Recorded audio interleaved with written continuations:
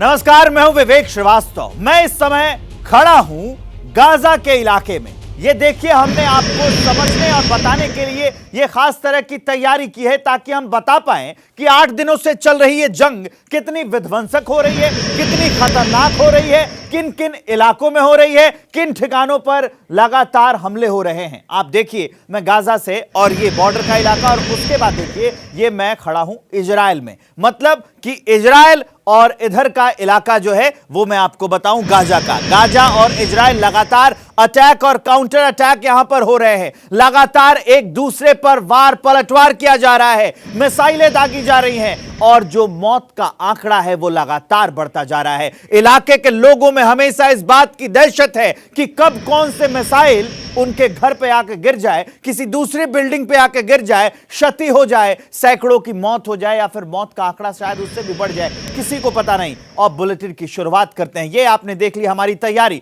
Bulletin की शुरुआत एक बड़ी खबर के साथ। इजराइल हमास जंग पर यह विस्फोटक वीडियो सामने आया है। इजरायली फोर्स ने बोट से गोलियां बरसाई हैं। फिलिस्तीन के लैंडिंग क्राफ्ट पर ताबड़तोड़ अटैक किया है।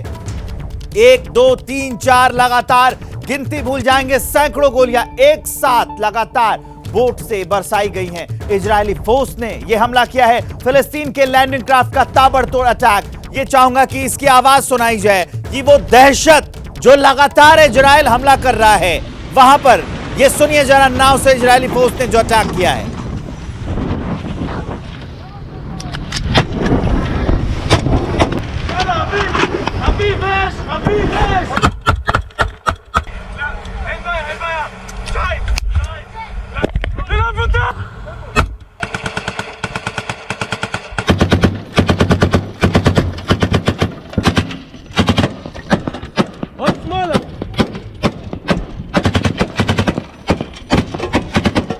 तो ये फिलिस्तीन के खिलाफ इजराइल का गुस्सा है जो गोलियों की तड़तड़ाहट में निकल रहा है। नाव से कैसे हमास पर निशाना लगाकर लगातार इजरायली फोर्स के जो सैनिक हैं वो हमला कर रहे हैं, उसकी तस्वीर हम आपको दिखा रहे हैं। ये जंग के एक्शन का वीडियो है। कब का वीडियो है? ये जो जंग चल रही है इसमें जो हमला किया है इजरायली फोर्स ने, उस पर ये अपडेट जान लीजिए। इस बीच अब आगे बढ़ते हुए एक और बड़ी अपडेट हम आपको बता दें कि फिलिस्तीनियों के खिलाफ इजरायलियों का गुस्सा फूटा है। इजरायली नागरिकों ने भी गोलियां बरसाई है, कई फिलिस्तीनी नागरिकों को गोली मारी है। ये आपको बता दें कि जंग का दायरा लगातार बढ़ता जा रहा है। यह जंग दिन ब दिन विध्वंसक होती जा रही है। यह जंग दिन ब दिन खतरनाक होती जा रही है। यह जंग दिन ब दिन इंसानी जिंदगियां लील रही है, और उसके बाद की जो तस्वीरें आ रही हैं वो बेहद खूंखार है, डरावनी है, दहशत पैदा करने वाली है। इजरायली नागरिक जो गुस्से में है क्योंकि हमास ने उन पर हमला किया था जब वो सो रहे थे। अब इजरायली नागरिक भी इजराइल और गाजा की इस जंग में, इजराइल और फिलिस्तीन की इस जंग में कूद चुके हैं। इजरायली नागरिकों ने गोलियां बरसाई हैं, उसकी आवाज सुनिए और देखिए कैसे इजरायली नागरिक अपने देश की ओर से लड़ रहे हैं और ताबड़तोड़ फिलिस्तीनियों पर गोलियों की बरसात कर रहे हैं।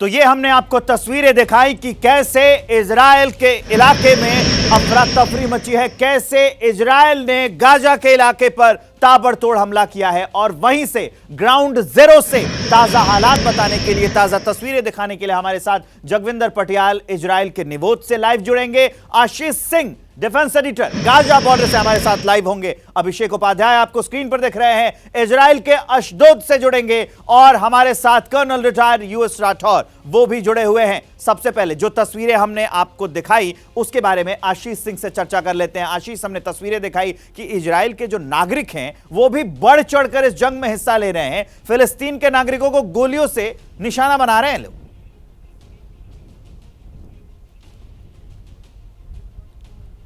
बिल्कुल देखिए ये जो इस तरह की तस्वीरें सामने आ रही है, चाहे इजरायली फोर्सेस फ़िलिस्तीन और विशेष तौर पर हमास के आतंकियों पर, विशेष तौर पर जो समंदर के रास्ते आ रहे थे उन पर गोलियां बरसानी हो, या फिर जो इजरायलियों की तरफ से, विशेष तौर पर इस वीडियो की हम बात करें तो ये रिजर्विस्ट है, ये रेगुलर आर्मी नहीं है, जो वेस्ट बैंक में जो कई सेटलमेंट्स हैं वहाँ पर ये गोलियाँ बरसा रहे हैं। लेकिन जाहिर सी बात है कि ये काफ़ी ज़्यादा गुस्सा है और ये गुस्सा गोलियां बरसा कर ही बाहर निकल रहा है। 8वां दिन है आज और इस तरह से हमें कई इस तरह के वीडियोस निकल कर सामने आ रहे हैं, क्योंकि जिस निर्ममता से अटैक किया गया था हमास द्वारा इजरायलियों में, विशेष तौर पर जो रिजर्विस्ट है, जो कि जनरली एक सिविलियन के तौर पर रहते हैं, लेकिन अब युद्ध के दौरान वो भी रेगुलर आर्मी के साथ में काम पर हैं, उनके पास में बड़े हथियार भी हैं, तो वो उनमें से कई लोग इस तरह से अटैक कर रहे हैं। और यहाँ पर जो टेंशन है ये सबसे ज़्यादा एक अंडर करंट फैक्टर है, और इसीलिए मैं कैमरामैन मान से दरख्वास्त करूँगा यहाँ पर आपको दिखाएं किस तरह से जो बड़ी तादाद में यहाँ पर फोर्सेज हैं वो डिप्लॉयड हैं। न केवल अगर हम देखें कि ग्राउंड पर इजरायली पुलिस, इजरायली फोर्सेस, बल्कि इनफैक्ट हम दाईं तरफ आते हैं 4-5 गाड़ियां छोड़ के, आपको जो क्विक रिस्पांस टीम्स हैं इजरायली आर्मी की, देखिए वहां पर एक मीटिंग कर रहे हैं। कुछ समय पहले ही ये टीम, क्विक रिस्पांस टीम यहां पर आई और ये बातचीत कर रही है कि आगे किस तरह से जो कोम्बिंग ऑपरेशन है इन बॉर्डर के इलाकों का,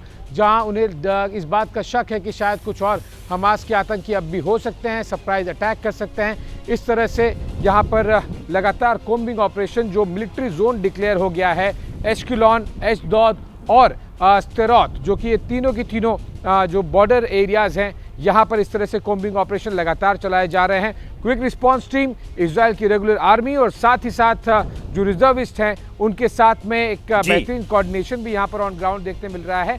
बस एक बड़ा सवाल यह है कि काउंटडाउन तो शुरू ही हो चुका है, सब कुछ मूव कर चुका है, आर्टिलरी गन से लेकर टैंक तैनाती कर दी गई है। आशीष, इसमें सैनिक तो तैयार हैं, लेकिन बड़ी बात यह है कि इजरायल के नागरिक भी इस जंग में बढ़ चढ़कर हिस्सा ले रहे हैं। आपको स्क्रीन पर जगविंदर पटियाल दिख रहे हैं, हमारे साथ जुड़ चुके हैं, और सुशील सिंगल, पूर्व राजनयिक, हमारे साथ इस चर्चा में जुड़ेंगे। इन दोनों के पास लौटेंगे, लेकिन एक बड़ी खबर, बड़ी अपडेट बता रहे हैं बैटलफील्ड के लेटेस्ट एक्शन वीडियो के बारे में। आपको बता दें, हमास ने इजरायली फोर्सेस को निशाना बनाया है, ये बड़ी अपडेट हम आपको दे रहे हैं। मोर्टार से इजरायल पर ताबड़तोड़ गोले दागे हैं, ये बड़ी अपडेट। ताबड़तोड़ गोले डालने का वीडियो हमास ने इजरायली फोर्सेस को लगातार निशाना बनाया है। बैटलफील्ड से लेटेस्ट एक्शन वीडियो ये सामने वो आपको दिखा रहे हैं, हमास ने कैसे इजरायली फोर्सेस को निशाना बनाया है। मोर्टार से ताबड़तोड़ ये हमला किया गया है और ऐसे हथियार काफी विध्वंसक भी होते हैं। अब ये तस्वीरें देख लीजिए जिस खबर की हम बात कर रहे थे, कैसे लगातार निशाना बनाया जा रहा है।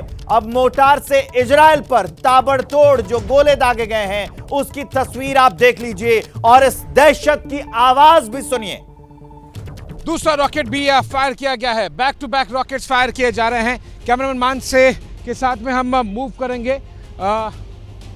थोड़ा सा यहाँ पर ऐसा लग रहा है कि बहुत सारे, देखिए वहाँ पर काफ़ी ज़्यादा लेट रॉकेट्स को इंटरसेप्ट किया जा रहा है।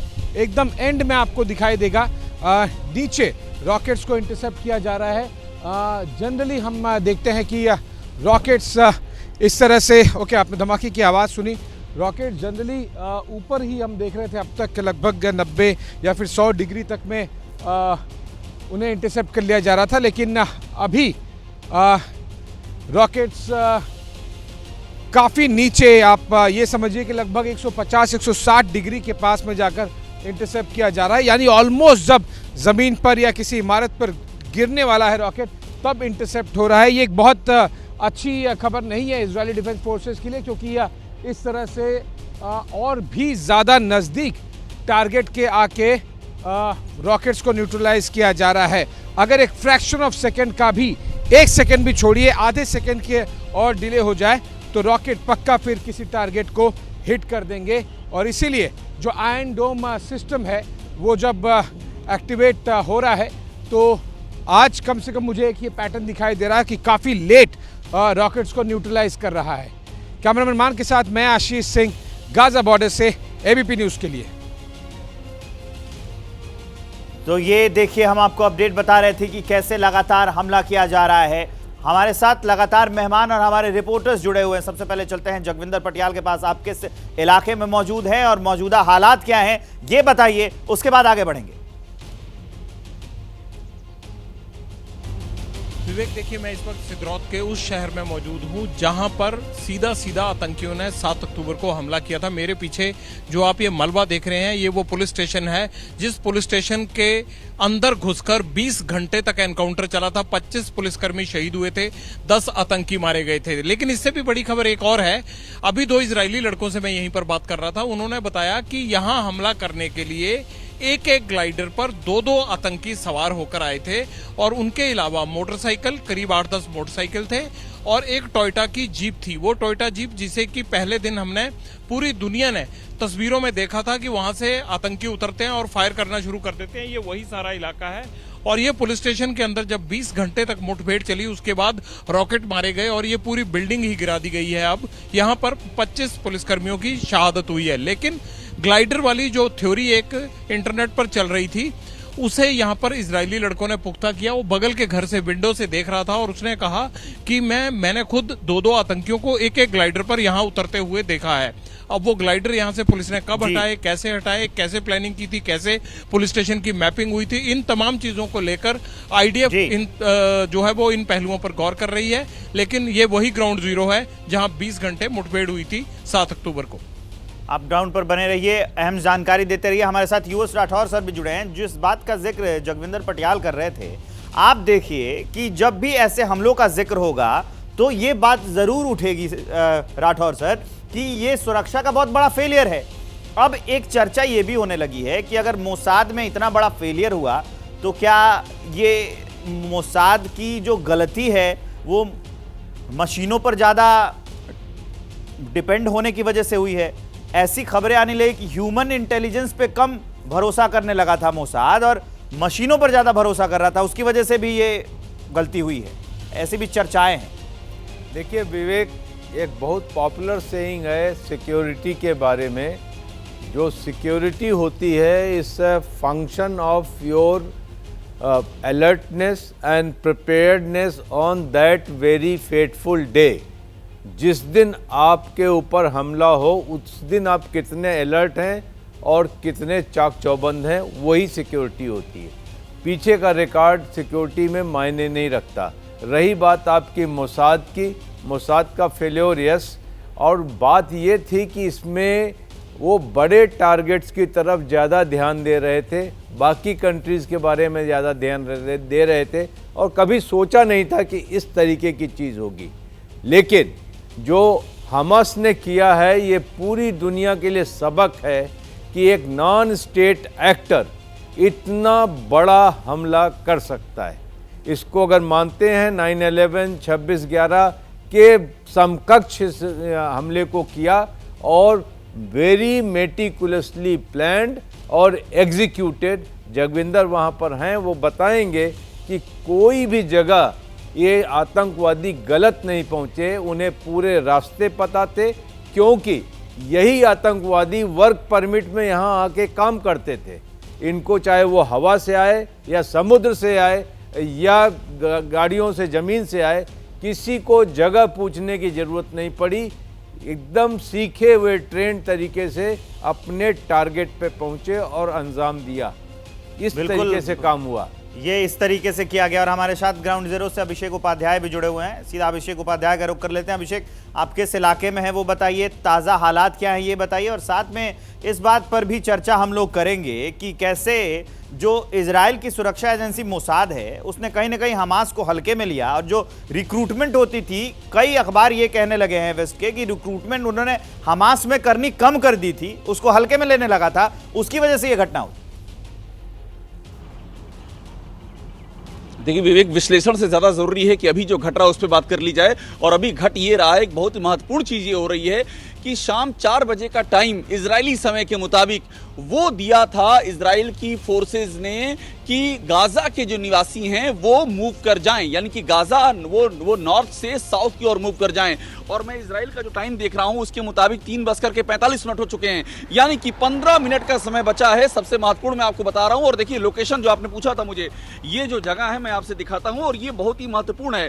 मैं इस समय ये देखिए, ये यहाँ लिखा हुआ है एश्कलॉन लिखा हुआ है और ये बीरशेवा लिखा हुआ है।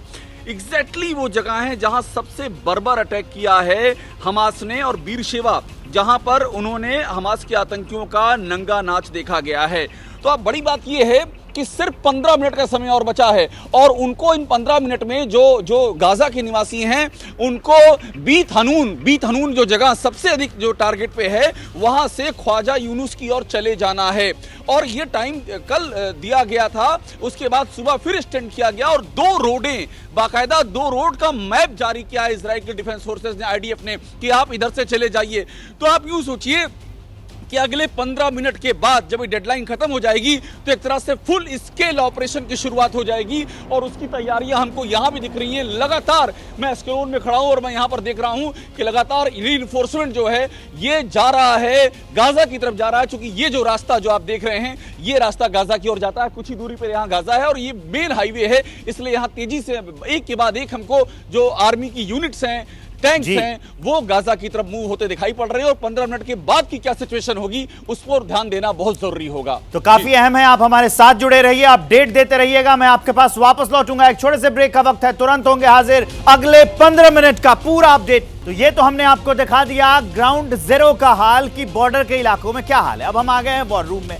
वॉर रूम में हम आपको दिखाएंगे कि आखिर इजराइल के ओर से किन इलाकों में अटैक किया जा रहा है, गाजा के किन इलाकों में काउंटर अटैक किया जा रहा है। मेरे पीछे आप देखेंगे, मेरे पीछे कुछ ग्राफिक्स हम आपको चला के बताएंगे कि कैसे गाजा पट्टी और जो इलाका है इजराइल का, उन किन इलाकों में, गाजा पट्टी में देखिए अब कहां कहां पर हमास का हमला किया जा रहा है।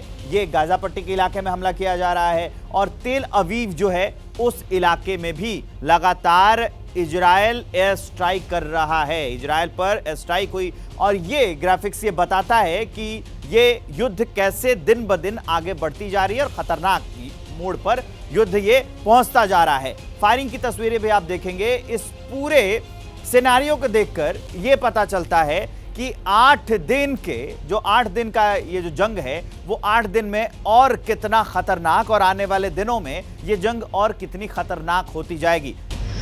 ब्रेक के बाद एक बड़ी अपडेट हम आपको बता दें, इजराइल से जो है वो गाजा में बहुत बड़े ऑपरेशन की तैयारी है। इजराइल के तोप टैंक गाजा बॉर्डर पर पहुंच गए हैं। गाजा पर बड़ा अटैक कर सकता है इजराइल। बॉर्डर पर बख्तरबंद गाड़ियों का काफिला है, पूरी तैयारी है, बख्तरबंद गाड़ियां तैनात है, अत्याधुनिक हथियार तैनात है। गाजा पर एक बहुत बड़ा अटैक हो सकता है। इजराइल के तोप टैंक बॉर्डर पर तैनात है। कैसी तैयारी है उसकी तस्वीरें आप एबीपी न्यूज पर देख लीजिए। कैसे बॉर्डर पर बख्तरबंद गाड़ियां, टैंक पहुंच चुके हैं। गाजा को सबक सिखाने के लिए जो नेतन्याहू ने ठाना है उसकी तस्वीर और उसकी तस्दीक करती ये देख लीजिए। कैसे इस समय तैयारी चल रही है गाजा पर अटैक करने की, क्योंकि ये जंग लगातार और बड़ी और विध्वंसक होती जा रही है और नेतन्याहू ने ठान लिया है कि अब की बार ऐसा सबक सिखाया जाए हमास को कि उसे पूरी दुनिया याद रखे। ये देख लीजिए।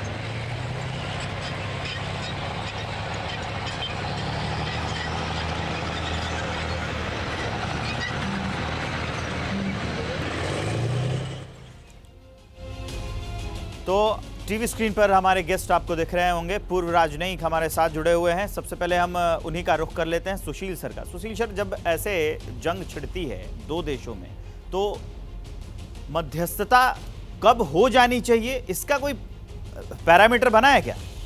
कितनी जल्दी, क्योंकि ये लंग लगातार खिंचती जा रही है जंग। ऐसा है कि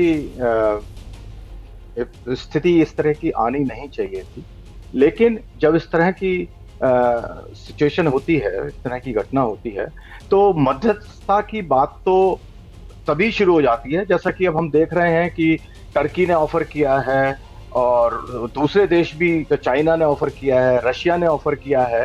तो आई एम श्योर कि बिहाइंड द सीन, पर्दे के पीछे बातचीत चल रही होगी जरूर, क्योंकि हमास का उद्देश्य भी यही था, जो उन्होंने जो 150-200 नागरिकों को, इजरायली और दूसरे देशों के नागरिकों को जो अगवा किया है, उनका उद्देश्य यही था कि इजराइल को जो है उसको दबाव डाला जाए कि वो उसमें आखिरी में समझौते पर आ जाए।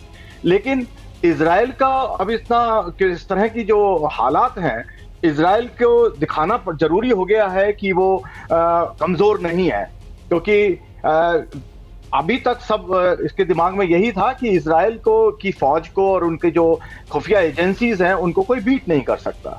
तो ये एक बड़ा मुश्किल सा दौर इस वक्त गुजर रहा है। लेकिन आई एम श्योर कि इस वक्त अभी भी बातचीत चल रही होगी, और दूसरे देश, संयुक्त राष्ट्र महासचिव और दूसरे देश आसपास के जो हैं और महाशक्तियां, वो सब बात कर रही हैं इसके बारे में।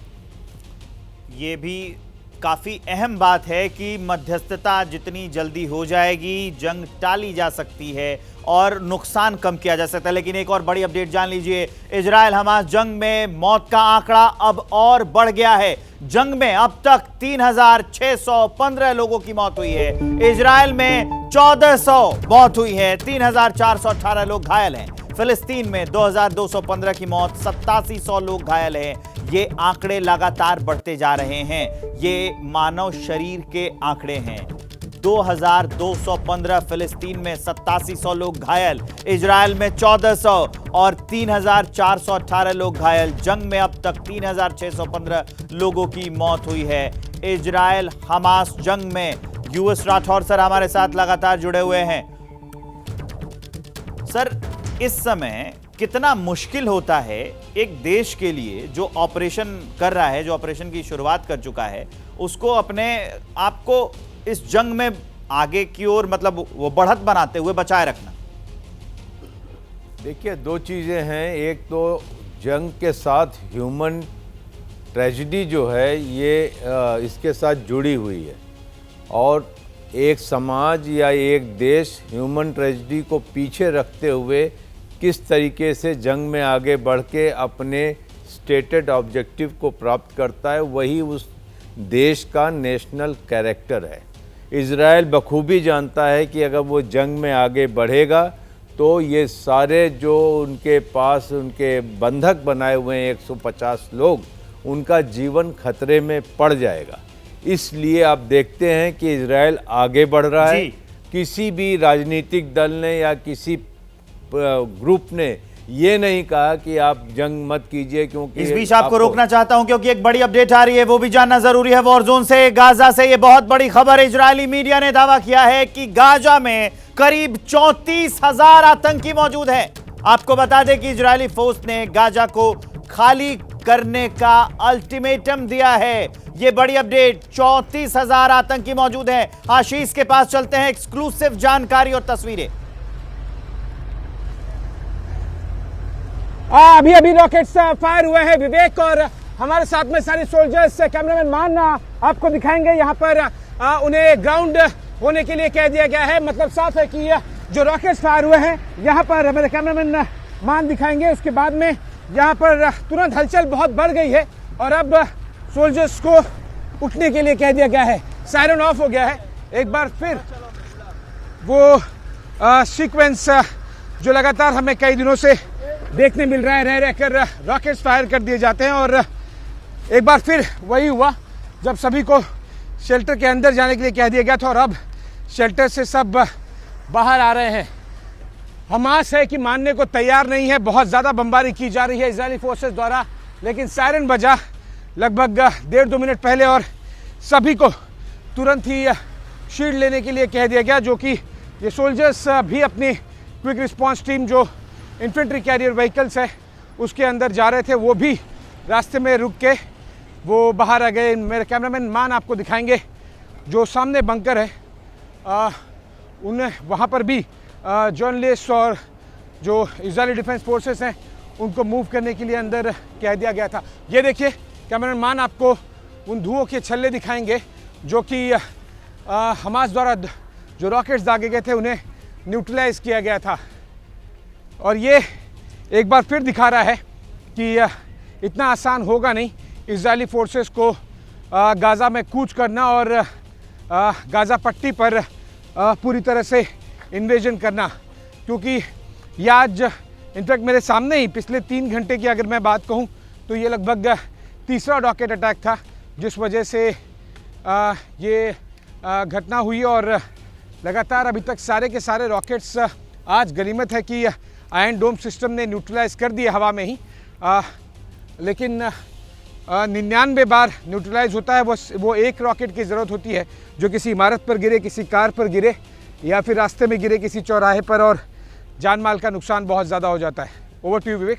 तस्वीरें भी काफ़ी अहम हैं कि गाज़ा में कैसे रह कर वहाँ से गाज़ा बॉर्डर पर मिसाइल आती है और सायरन बजते हैं, दहशत का सायरन, तो उसके बाद से स्थिति क्या हो जाती है ये आशीष सिंह दिखा रहे थे। हमारे साथ पूर्व राजनयिक जुड़े हुए हैं, एक सवाल उनसे भी इस वक्त में बनता है कि जब दो देश ऐसे जंग की स्थिति में पहुंच गए हों तो आखिरकार कौन कौन से वो कारक हैं जो प्रभावित करते हैं उसकी अर्थव्यवस्था को।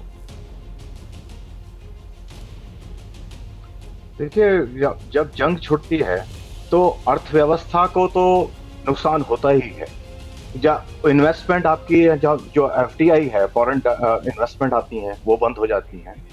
ऑयल की डिमांड बढ़ जाती है और जो आर्थिक गतिविधियां हैं जो भी वो सब एक तरीके से रुक जाती हैं, क्योंकि सारी फोकस जो है, पैसा जितना भी होता है सरकार के पास, उसकी सब फोकस आर्मी की तरफ चली जाती है, एम्यूनिशन की तरफ चली जाती है। क्योंकि जैसा हम देख रहे हैं कि इजराइल में भी अभी एम्यूनिशन की कमी की बात हो रही है, तो उनकी सारी फोकस उधर चली जाती है और अर्थव्यवस्था केवल वो वार मशीनरी के लिए ही बन जाती है और आम आदमी के लिए उसको सबको परेशानी भुगतनी पड़ती है।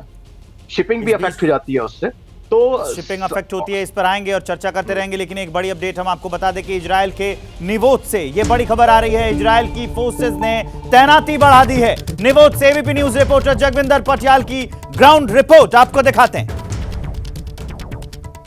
गाजा पट्टी को घेरने की तैयारी पूरी हो चुकी है। इस वक्त मैं मौजूद हूं सिद्रौत से तेल अवीव जाने वाले हाईवे के बिल्कुल किनारे, और हाईवे को बचाते हुए कैसे आर्मी का डिप्लॉयमेंट किया गया है ये सीधी तस्वीरें आप देख सकते हैं। सबसे बड़ा छावनी में तब्दील हो चुका ये वो इलाका है जहां से गाजा पट्टी के लिए मूवमेंट होनी है, और सामने टैंक्स, आर्टिलरी वाहन, जेसीबीज के साथ टैंक्स को खड़े करने के लिए बनाई जा रही जगह, और जिस तरफ गाजा पट्टी का बॉर्डर और इलाका है उस तरफ देखिए किस तरह से बड़ी तैयारी इजराइल की चल रही है। ये खास तस्वीरें आप देख पा रहे हैं सिर्फ एबीपी न्यूज पर ग्राउंड जीरो से, और हाईवे तेल अवीव को जो जोड़ता है गाजा पट्टी के बॉर्डर के साथ साथ गुजरते हुए उसी के किनारे ये टैंक्स का बड़ा जमावड़ा किया गया है, और ये टैंक्स यहाँ बड़ी तादाद में तैनात किए जा रहे हैं। और उसके आगे देखिए जैसे टैंक्स के अंदर तमाम जवानों की तैनाती है, लेकिन ये वो इलाका है जिसकी एयर सर्वेलेंस की जा रही है,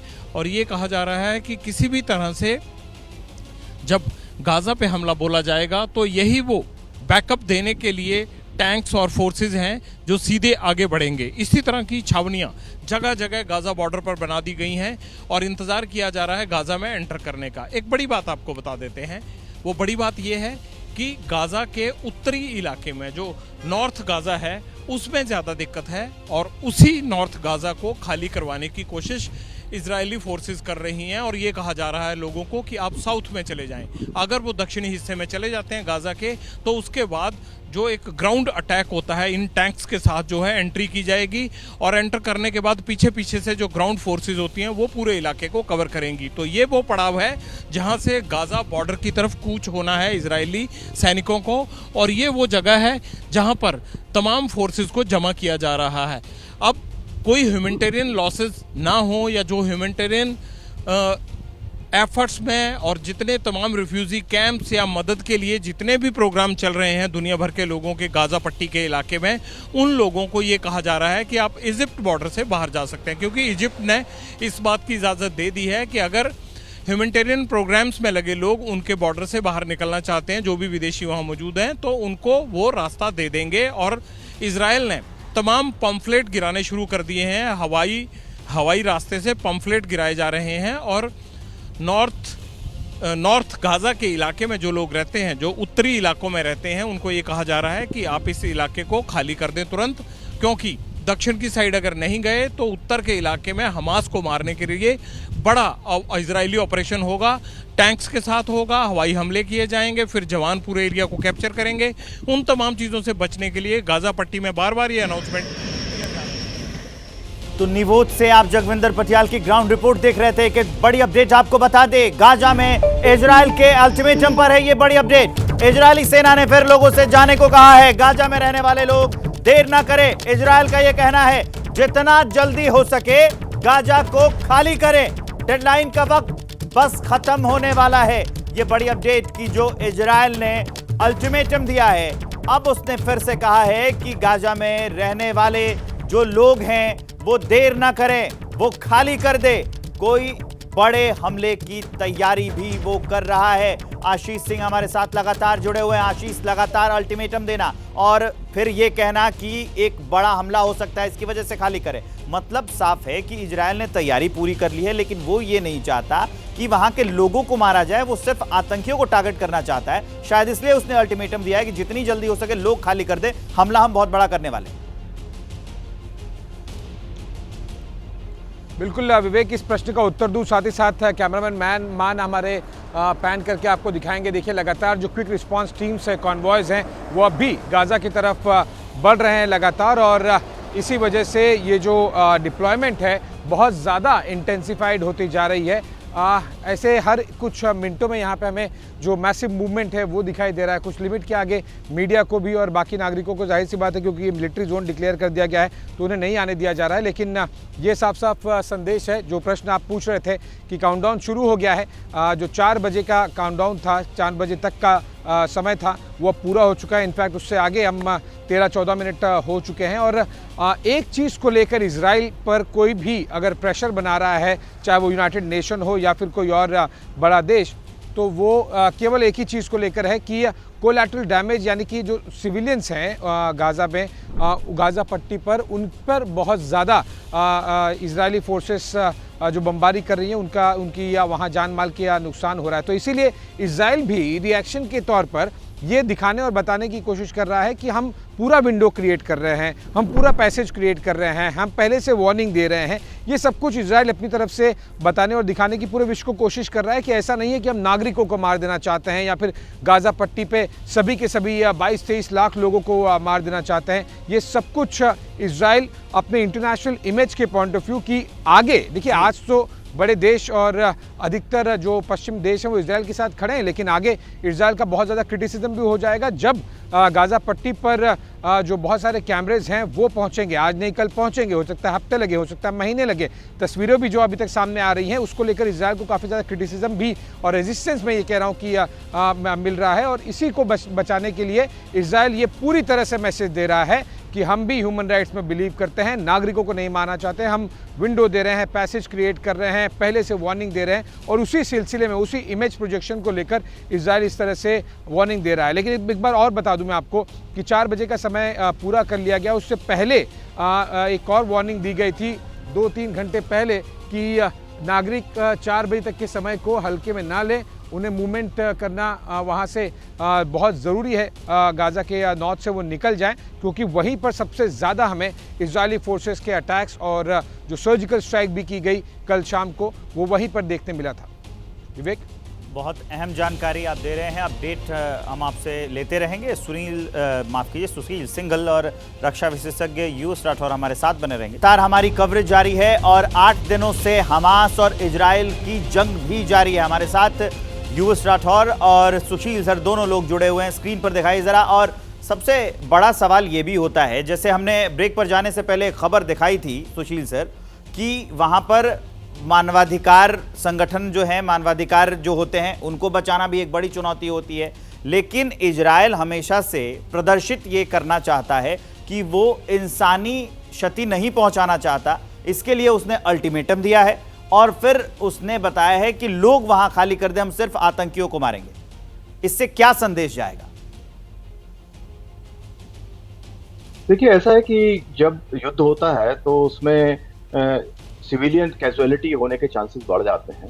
और जिस गाजा पट्टी में जिसमें बात कर रहे हैं हम, वहां तो पॉपुलेशन इतनी डेंसिटी इतनी हाई है कि सिविलियन कैजुअलिटी के चांसेस बहुत ज्यादा है। और अगर आपको याद हो तो पहले 2005 तक जब उनका कब्जा था इजराइलीज का इस गाजा पट्टी पे, तो तब भी मानवाधिकारों के बारे में, हनन के बारे में बहुत ज्यादा उनकी आलोचना हुई थी। और इस वक्त क्या है कि इजराइल को सब लोगों की, सब देशों की सहानुभूति है।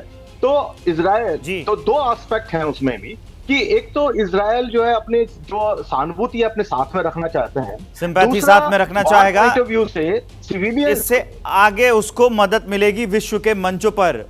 युवराज राठौर सर, किस तरह की मदद मिलेगी छवि सुधारने से? देखिए विवेक, मैं एक बात और भी कहना चाहूँगा, जब भी यह युद्ध होता है तो जो नागरिक होते हैं उनके अधिकारों की और उनकी सेफ्टी की किसी को परवाह नहीं होती। ये मानव अधिकार जो ऑर्गेनाइजेशन है, ये एक तरीके का रिस्ट्रेंट का काम करते हैं, नेसेसरी ईवल है। देश जरूर उनको नापसंद करता हो, अगर ये ना हो तो आप सोच लीजिए कि युद्ध में निरीह नागरिकों को कोई नहीं पूछेगा। तो ये एक सबसे बड़ी चीज़ ये है।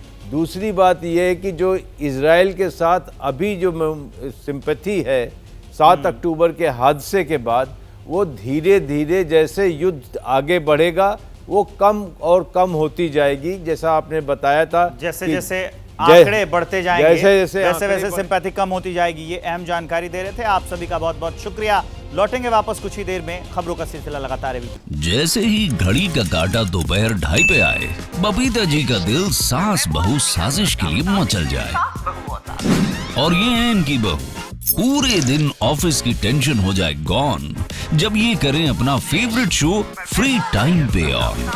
इनकी तरह आप भी देखें अपना फेवरेट शो अपने टाइम पर और डाउनलोड कीजिए एबीपी लाइव ऐप अपने स्मार्ट टीवी पर।